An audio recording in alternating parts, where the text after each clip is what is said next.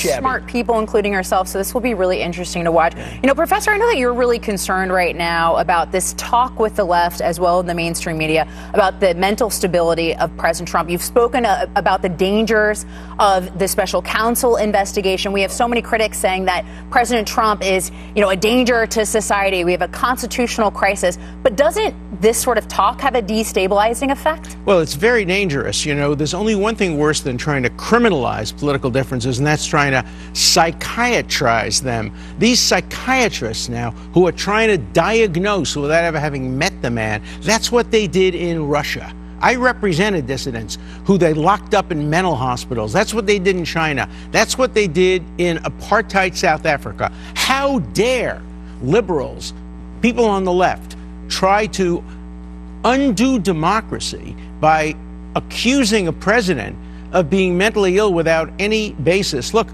the 25th Amendment doesn't apply. Everybody knew who Donald Trump was when they elected him. I didn't vote for him. I voted against him. People voted for him.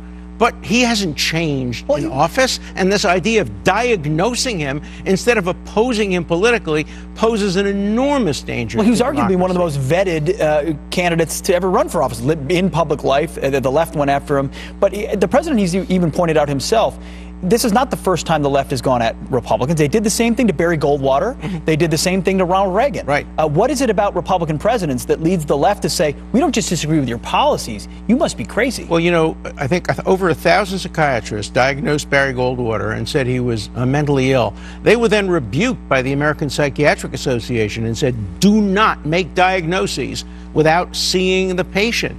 And they continue to do it today. Look, about Ronald Reagan, they had a point. He was perhaps beginning to develop Alzheimer's. We have a 25th Amendment for that.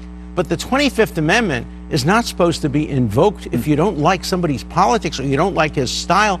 Vote against him. The 25th Amendment requires the vice president to invoke this, and then it requires 2/3 of both houses. It's not going to happen. It's designed for people who are totally incompetent, not people who you disagree with. Professor, you are truly a wise guy. We have to leave it there, but we look forward to